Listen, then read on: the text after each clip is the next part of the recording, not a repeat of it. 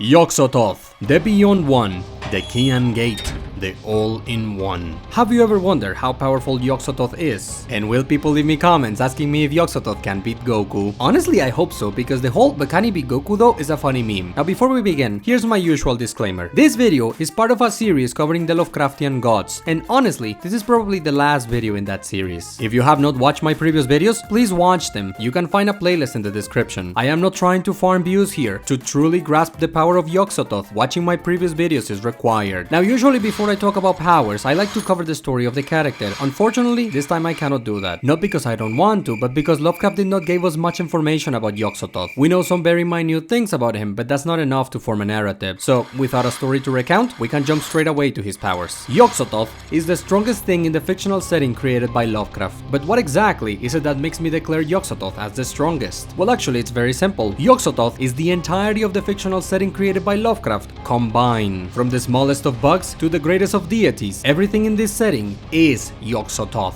Imagine if all of Dragon Ball was a single guy, the two Xenos, the angels, the gods of destruction, all mortals, the 12 universes, all timelines. Imagine if everything in Dragon Ball was fused into a single being. Imagine if all of DC Comics was a single guy, all of Marvel, or Pokemon, Digimon, whatever franchise you want. If there is a character that is the entire setting combined, that character would not just be strong, but it would be the strongest thing in that setting. And that is what Yog-Sothoth is. That is why he is called the All-in-One. And yes, even all of the creatures in the void are part of him. Yog-Sothoth is even stated to be superior to all of the creatures in the void, and he is flat out said to be omnipotent. This is a word that Lovecraft does not use for any other character. In 100 stories written by Lovecraft, the only character that is said to be omnipotent is Yog-Sothoth. And that is not the only Omni he has, because it is said that Yog-Sothoth knows everything, and if you think about it, he should be omnipresent too. Having said all of this, we can bring out our good old friend the staircase, perhaps for the last time, and while you might expect Yog-Sothoth to be placed here, the reality is that Yog-Sothoth does not belong anywhere in the staircase, because Yog-Sothoth is the staircase. From here to here, every single character in the staircase, they are all part of Yog-Sothoth. And yes, that includes Azathoth. And look, I know that some people are skeptical about Yog-Sothoth being more powerful than Azathoth, but think about it this way. Azathoth may be the most powerful being in the setting, but Yog-Sothoth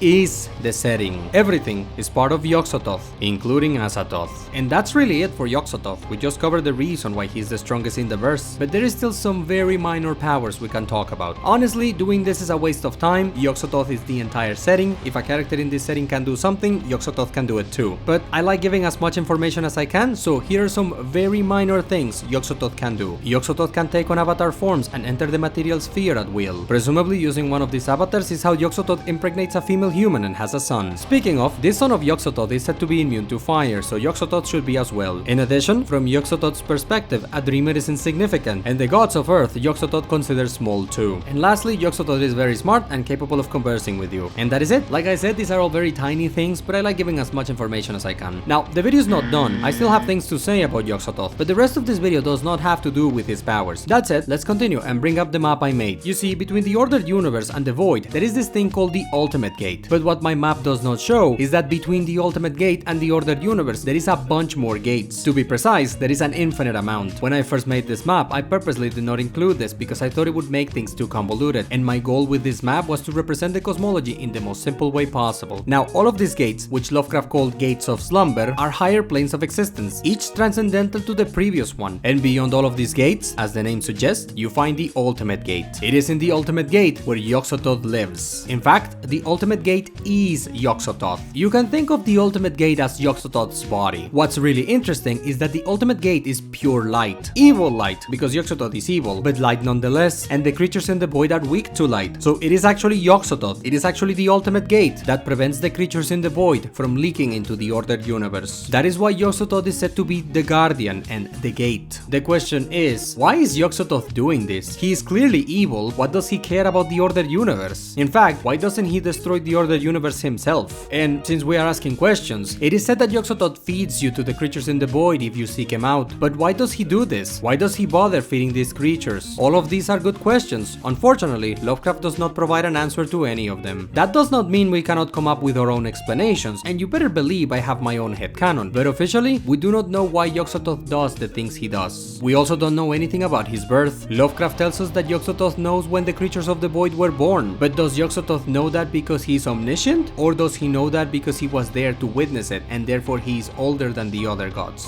Which, by the way, the creatures of the void are older than time itself. Is Yog-Sothoth older than the other gods? We don't know. Alright, enough asking questions. Let's do the miscellaneous section. Here are some little bits of information that have to do with Yog-Sothoth. For starters, Yog-Sothoth's true name is not Yog-Sothoth. He is known by other names like Yog-Sothoth and the Beyond One, but in universe, the people of Earth know him by the name Yog-Sothoth. Speaking of Earth, in this verse, there are people on Earth who legitimately worship Yog-Sothoth. Moving on to his appearance, Yog-Sothoth is said to look like orbs of light, but this is an in-universe artistic representation. His actual appearance is just light. Alright, that would pretty much do it. This would be a great point to end the video, but I want to address the Supreme Archetype nonsense. I don't know who started this, but I see it every now and then. For some reason, some people claim that in the fictional setting created by Lovecraft, there is this super special secret character called the Supreme Archetype, and they claim that this character is more powerful than Yog-Sothoth and Azathoth combined, and they also say that this Supreme Archetype is actually the quote-unquote final boss of this verse. I don't know where people get this, but it's clearly a widespread enough misconception that I've seen it being mentioned a couple of times. Look, anyone who says this either has never read through the gates of the Silver Key or severely lacks reading comprehension. No offense. In case you need to hear this, the Supreme Archetype is Yog-Sothoth. The Supreme Archetype is not a separate character. Alright, that does it for Yog-Sothoth. And that does it for this verse in general. I covered the big five, those are the ones most people care about, so we are done. Now, could I make videos on other minor things? Of course. Am I going to do it? Probably not. So let's close this with some final thoughts. First, to answer the question of this video, Yog-Sothoth has all the strongs. Be it the big ones or the small ones, he has all the strongs. As for the Lovecraftian gods in general, the other gods are very powerful. It does not surprise me that a lot of people think that the Lovecraftian gods are the strongest characters in fiction. They are not, by the way, but I understand why a lot of people think they are. Just a dreamer would be incredibly strong in any other fictional setting. You drop a dreamer in almost any other verse, and the dreamer either automatically becomes the strongest thing in that verse or in the top 10. And a dreamer is laughably insignificant compared with the other gods. So I understand why so many people think the Lovecraftian gods are the strongest in fiction. Again, let me repeat this. They are not, but I understand why a lot of people say this. All in all, this is a very cool verse. Very strong, generally well written, and full of very interesting ideas. Say whatever you want about the man, but the setting he created, 10 out of 10 in my opinion. Having said this, we reached the end of our journey. If you've been with me since I started this series by talking about Cthulhu, I thank you from the bottom of my heart. And whether this is your first video of mine or simply the latest one, I sincerely thank you for watching, and hopefully I will see you in whatever it is that I make next. Until then,